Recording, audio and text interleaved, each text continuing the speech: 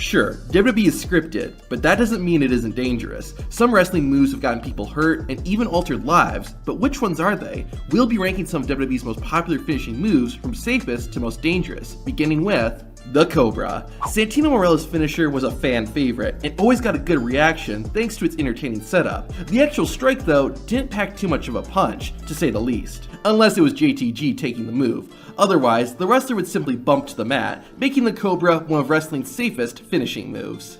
Up next, the rear view. Yeah, this might not be the best looking finisher, but it's at least safe. The rear view is a jumping hip attack in which the opponent gets hit with Naomi's rear. What makes the rear view safe, though, is that the wrestler taking the move can control their landing. They even have the option to put their hands up, which makes it next to impossible to get hurt by this finisher. I mean, it would be kind of embarrassing to say that you got injured by a butt. Another pretty safe finisher is the Mandible Claw. This finisher has been used by several wrestlers over the years, usually the dark and creepy ones. The Mandible Claw involves the aggressor placing their ring fingers under the opponent's tongue, while the thumb and palm force the jaw upwards. The pain felt in the nerves under the tongue is said to be so strong that it eventually causes a blackout. In reality, it's unlikely that the wrestler applies too much pressure when using the finisher to make things as safe as possible. We up the danger a bit with the cutter or RKO. This is another finisher used by multiple wrestlers, but is mostly associated with Randy Orton. The RKO involves the wrestler taking the move, bumping onto their stomach. At the same time, the aggressor takes a back bump, while hanging onto the opponent in the form of a reverse headlock. The key to performing this move safely is for both wrestlers to spread out their bodies, while also landing as flat as possible, thus making it a routine bump to the mat for both wrestlers. Hitting the move in midair certainly ups the ante, but the technique pretty much remains the same. As long as both wrestlers land flat, the cutter or RKO doesn't hurt that bad and has very little risk of injuring someone. Another finisher that's similar to a cutter is the DDT. While Jake Roberts is often credited for inventing the move, the DDT has taken on a life of its own with many variations. The regular DDT starts with a front face lock, after which the wrestler performing the move takes a back bump, while the receiver of the move falls forward onto the mat. The DDT is generally considered basic and safe, but over time, wrestlers have developed different variations, with many of them increasing the danger of the move. The closer the opponent comes to land on their head and neck, then the more painful and dangerous the DDT is likely to be. However, there has been a limited amount of injuries caused by the DDT and its variations, so this is still a reasonably safe finisher. Moving on, we have our first submission finisher, the Figure 4. The finisher Ric Flair made famous involves the wrestler executing it to first perform a spinning toe hold. They then cross their opponent's legs until they are positioned like the number 4. The one doing the move applies further pressure to the opponent's crossed legs with their own. There's not really any way around it. The Figure 4 does hurt. Particularly the shin of the wrestler taking the move is where the most pain can be felt. However, there's not really any risk of an injury and a limited amount of soreness, at least compared to some other finishers. We take a step further into the danger zone with the chokeslam. Thanks to wrestlers like Kane, Big Show, and The Undertaker, the chokeslam has become one of the most popular WWE finishers of all time. Performing a chokeslam requires one wrestler to grab the other at the top of the chest and hoist them into the air while holding their back for leverage. The opponent will jump into the air, kick their legs out, and then be guided to the mat. It's vital that both wrestlers work together during the move in order to prevent injury. The opponent must leap high enough so that the person doing the move can get enough momentum to guide them down.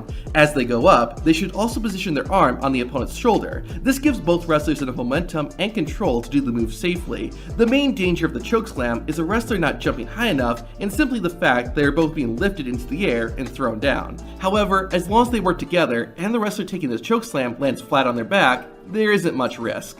We're moving further into the danger zone with the pedigree. To execute this finisher, the wrestler double underhooks both their opponent's arms. The aggressor then jumps into the air while bending their knees before coming down to the mat, with the opponent landing on their stomach. When Triple H first started using the finisher, he wouldn't unhook his opponent's arms. This made the move more dangerous because it was hard for the person taking the move to protect their face and head. Later, Triple H started releasing his opponent's arms once they were both in the air. This allowed whoever was taking the move to absorb the impact with their hands and not land on their face. This change made the finisher significantly safer to perform. Ironically, the next move is the super kick.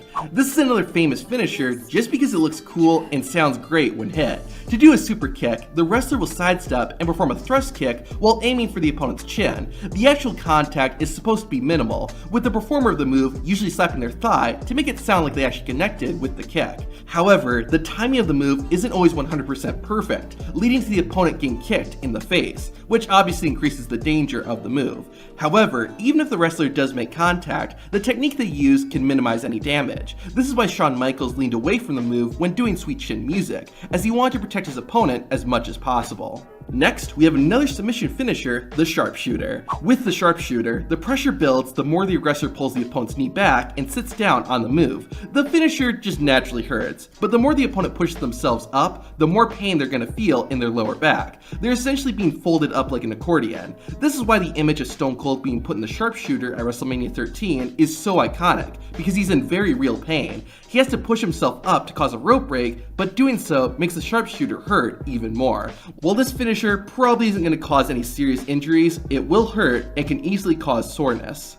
Going further towards the red, we have the GTS. The go to sleep, or GTS for short, sees a wrestler bring their opponent over their shoulders in a fireman's carry position. They then drop them onto their knee as it collides with their face. Timing is key, as the opponent's feet hit the mat at the same time they make contact with the knee. The safest way to execute this finisher, though, is by having the opponent make contact more with the thigh rather than the center of the knee. If the move is mistimed, or the wrestler's face collides closer to the point of the knee, then it can result in an injury, such as a broken nose. Next up is the spear. To perform a spear, a wrestler will run at their opponent, driving their shoulder high into the midsection and sweeping their legs out from under them as they both fall to the mat. The move plays out much like a spearing tackle in football, which is where the maneuver was adopted from. As such, the spear presents similar dangers, and we have seen wrestlers suffer concussions and other injuries at the hands of the finisher. However, considering how often the spear is used and the number of accidents it's caused, it's relatively safe compared to some other finishers we'll get to soon. We're really getting to the more dangerous finishers now with the frog splash. Top rope moves are inherently dangerous, but the frog splash is one of the safest ones. The wrestler performing the move jumps from the top rope and tucks their knees into their chest. As they come down, the wrestler kicks their knees out so that they land stomach first across their opponent on the mat. The person taking the move will bring their arms close to their body to brace for impact and to avoid any injury that could happen if their arms or legs were sticking out. Their body position also ensures that the aggressor has a clear target, allowing them to land flat onto the opponent. While there is plenty of safety precautions, a number of injuries have been caused by the frog splash. In some cases, the person performing the finisher has gotten hurt. We're back on the ground for the next finisher, the powerbomb. The powerbomb positions the receiver's head between their opponent's thighs. They are then lifted up so their legs are hanging over the opponent's shoulders in a head scissors position. From this elevated height, the receiver will then take a back bump to the mat, aiming to land as flat as possible. This can be a tough finisher to take, even if executed safely, as the wrestler crashes to the mat with a lot of force. This is amplified even more the taller the wrestler doing the move is. Adding to the danger is that the fact the person performing the powerbomb can't see where they are slamming their opponent. This usually isn't an issue when the powerbomb is done in the ring, but can be a serious risk when performed anywhere else.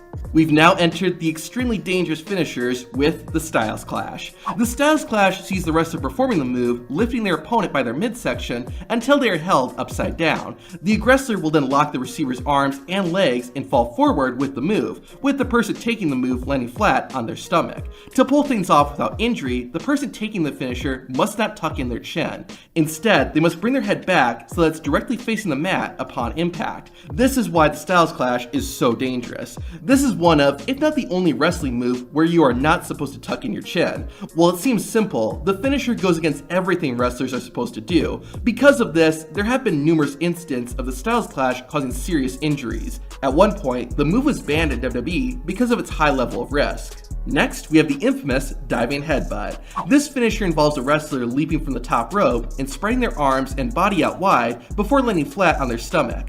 Ironically, the person performing the move is at the most risk as their head and spine takes the majority of the impact. This can have detrimental effects, especially if the diving headbutt is performed over a long period of time. Famous users of the move, such as the Dynamite Kid, Chris Benoit, and Daniel Bryan, either suffered spinal injuries, brain injuries, or both throughout their careers. It's debatable whether or not each man's use of the diving headbutt was a direct cause of their injuries, but there is no doubt performing the move took a toll on their bodies. Despite this, the diving headbutt still has not been banned in WWE. Up next, the Shooting Star Press. This is another top rope move, which is one reason why it's so dangerous. To hit the Shooting Star Press, the wrestler will jump forward from the top rope and bring their knees to their chest. They will then do a backflip in midair and land on their opponent below. The in-air rotation and the speed at which the wrestler comes down increases the impact of the move considerably compared to other aerial moves. The complexity of this finisher also makes it difficult to land the move correctly. We've seen wrestlers injure themselves or their opponents because they couldn't perform the Shooting Star Press correctly. Brock Lesnar nearly killed himself at WrestleMania when he tried to perform the move, showing exactly why the Shooting Star Press is so high on the list. Now we are in the deep end with the Vertebrae. You may not be familiar with this finisher, and for good reason. The Vertebrae positions the receiver of the move upside down, with their legs over the opponent's shoulders while their arms are also hooked. From there, the only thing the person taking the move can do is tuck their chin so they land as safely as possible. The level of risk with this move is very high, as the wrestler performing the Vertebrae is in full control and must have enough balance, strength, and coordination to land the move safely. Even if everything is done correctly, the receiver of the finisher is likely to land high on their shoulders. Similar to the powerbomb, any move where the person giving it can't see or is not in full control where their opponent lands is inherently dangerous. The Hurricane briefly used the Vertebrae in WWE after finding success with it in WCW. However, the move would soon be banned outright due to its danger and has never been brought back in WWE. It's worth noting though that the Hurricane never hurt or injured anyone when performing the Vertebrae. And the most dangerous WWE finisher, the Piledriver. To execute this move, a wrestler will lift their opponent by the midsection and hold them upside down. They then drop into a seated or kneeling position, making it look like the opponent has been driven headfirst into the mat. In reality, the opponent's head should be positioned above the knees so that it never touches the ground. The key word there is should be. There have been numerous times when the Piledriver has gone wrong, which has led to career-altering neck injuries. If the timing is off by a fraction, it has the potential to cause serious injury. Owen Hart infamously gave Stone Cold Steve Austin a piledriver that broke Austin's neck and shortened his career. With some exceptions like The Undertaker and Kane, the piledriver has been banned in WWE for years now, and it's easy to see why. Now, which WWE weapons are the safest and which are the most dangerous? You can find out by hitting the video on screen.